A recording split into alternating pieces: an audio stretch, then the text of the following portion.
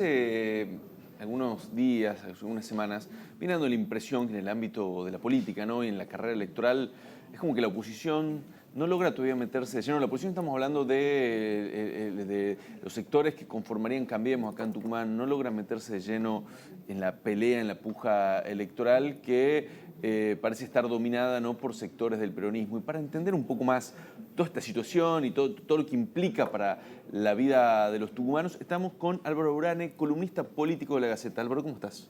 Querido José, ¿cómo estás vos? Muy bien. Un gusto tenerte acá. Bueno, sí, es interesante, digamos, encontrar como un elemento común a cómo se viene planteando el escenario actualmente, que las elecciones son políticas y a lo que nosotros venimos presenciando, lo que hemos presenciado, digamos, durante la semana pasada y el fin de semana, básicamente es política. Sí. ¿No?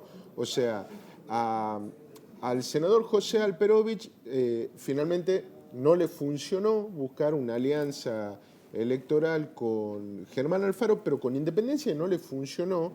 Sí hay que ver al sector del alperovichismo haciendo política. Claro. Es decir, yendo a una apuesta netamente política, que es la de decir, hasta ahora, digamos, este sector es antagónico, Sí. y yo soy antagónico de este sector, pero vamos a tratar de buscar, digamos, a ver si una fusión electoral, negociando virtuosamente espacios, digamos, en las candidaturas y en las listas, puede terminar generando, digamos, una novedad y una sorpresa, digamos, en la escena política.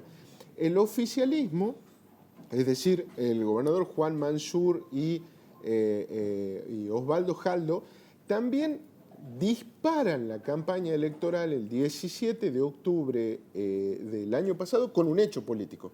Es decir, convocan a un gran acto en nombre del Día de la Lealtad Justicialista en el hipódromo, convocan a la unidad del peronismo nacional y Mansur les dice: mi compromiso con esta unidad es que yo no busco ser un presidenciable y precisamente como no lo busco, le ofrezco mi compromiso de que voy por la reelección con mi compañero de fórmula, que es Osvaldo Jaldo.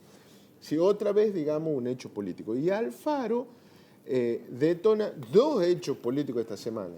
El último es decirle no a Alperovich, ¿no? Porque también decir no es hacer política. Y por el otro lado, el anuncio de que va a costear a modo de subsidio de tarifa social el 15% de la boleta para el 28% de los usuarios de EDET en Tucumán. Lo que le está faltando, si esa va a ser nuestra línea de análisis, a los sectores de la oposición, a los que conocemos como Cambiemos y que en esta coyuntura tienen un frente que se llama Vamos Tucumán, son esos hechos políticos. Claro. ¿No? Porque finalmente, digamos, lo que se torna tremendamente positivo, digamos, es esta cuestión. La senadora Silvia Elías de Pérez, de hecho, se forja un nombre y un prestigio, digamos, en la opinión pública tucumana sobre la base de hechos políticos. Es decir, se forja un perfil de dirigente dura y de dirigente de denuncia, digamos, y sin embargo, digamos, no fue ese perfil el de la campaña, con ¿no? el que viene llegando, digamos, la campaña en este momento. Hay rumores y promesas de relanzamiento de la campaña ahora que pase básicamente este fin de semana. Claro. Pero lo que nosotros estamos viendo es sustancialmente, digamos, esa compulsa, digamos, dándonos vuelta, y una compulsa en la cual hasta acá, digamos, terminada esta semana, son peronistas dentro o fuera del peronismo los que básicamente están jugando a la política en el buen sentido de la palabra, y los que están generando el ruido, digamos, de la semana. El sábado, en tu columna de opinión publicada en la edición impresa de La Gaceta, nos sorprendiste a todos con todos los detalles de esta reunión entre los emisarios alperovichistas y el intendente Germán Alfaro. Creo que fue una gran columna. Muchas gracias. ¿Qué otros detalles se sabe de ese encuentro y de esa negociación? Sustancialmente, digamos que, a ver, el miércoles es cuando la negociación, digamos, llega a su clímax, digamos, claro, con la cuestión del ofrecimiento por parte del alperovichismo a Alfaro. La versión, digamos, sustancialmente yo publico, digamos, y que ciertamente chequeo, es que el ofrecimiento que hay para Alfaro es que Alperovich siga como candidato a gobernador, que Alfaro siga como candidato a intendente, es decir, dos cosas que cada uno tiene, digamos, por su parte, y que se llegue, digamos, para sellar a este acuerdo, digamos, donde la municipalidad, la capital, es una estructura institucional verdaderamente muy importante que administra los destinos de la mitad del electorado tucumano. Claro. Digamos. Entonces, bueno, la manera de sellar este acuerdo es el ofrecimiento de la candidatura a vicegobernador, digamos, al Partido de la Justicia Social de Alfaro. Bien. Es decir, ese espacio también es para Alfaro. Sí. O sea, para que Alfaro la postule a la diputada nacional Beatriz Ávila, para que Alfaro sea él el candidato a vicegobernador y la diputada Beatriz Ávila. Claro. Y hasta, Beatriz Mirkin, de concretarse este acuerdo. Claro, digamos, pero la verdad que yo no creo que el ofrecimiento sea peyorativo respecto de la senadora Mirkin. O sea, yo creo que sustancialmente lo que hay ahí es un diálogo entre dos jugadores que en el tablero no pueden ceder sus posiciones. Entonces, es algo así como: me queda claro que vos no podés mover tu candidatura, me queda claro, yo no puedo mover la mía, todo lo demás lo podemos charlar. Claro, claro, ¿sí? Claro. Y en ese todo lo demás lo podemos charlar, menos esta, entra efectivamente todo.